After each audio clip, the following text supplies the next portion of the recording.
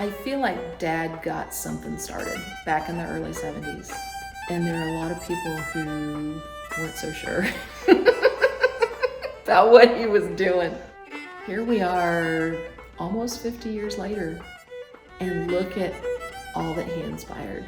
And so the people who love him and were inspired by him are coming together to play his music and to honor the work that he did.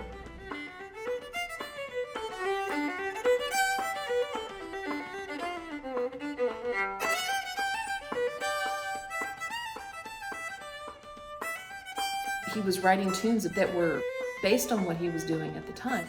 If it inspired him, then he named the tune after that. And then at the top of each page, he wrote the date and where he was. And so as we're looking through this, we're realizing he's basically written his own biography, but he did it in the language of fiddle tunes. Most of it consists of original compositions for the fiddle, but on a deeper level, what's in there is an account, almost like a musical creative diary of John's explorations of fiddle music and the people that play fiddle music.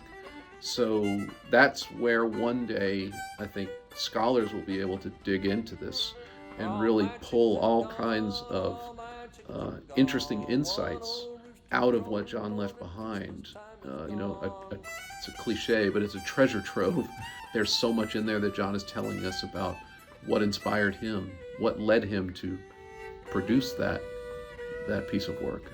We started talking about how do we take these tunes and release them. We call releasing them into the Fiddleverse, and getting these tunes out there to where they can be heard and played, and so that other people can learn the tunes and play them, because I feel like such a creative effort just needs to be out there.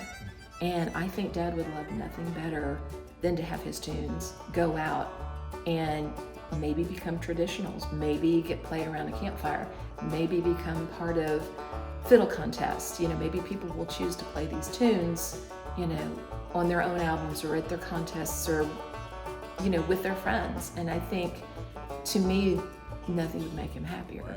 There's one problem. Dad's not here to play the tunes. But at the same time, I feel like his spirit is here. I can hear him in every one of these tunes.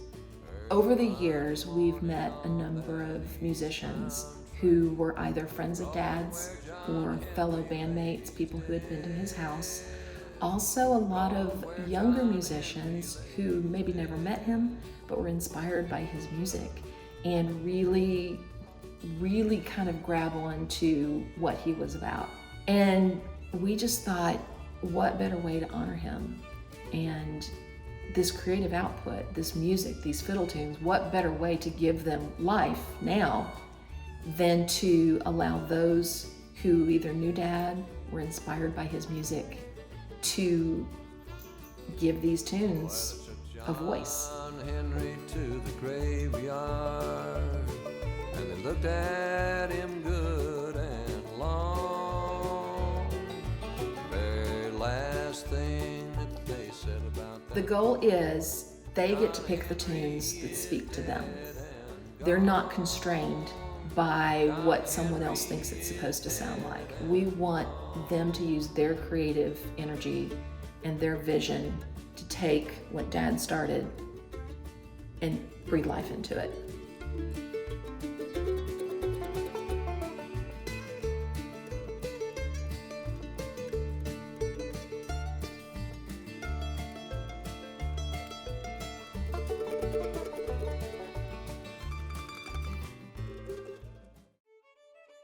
The most beautiful thing about all of this is that there are so many who loved him and who believed in what he was doing, and they are giving of themselves to come together and make this happen, and to have the opportunity to actually put out new John Hartford music that no one has ever heard before, that he wrote, but it's like he's playing it through somebody else.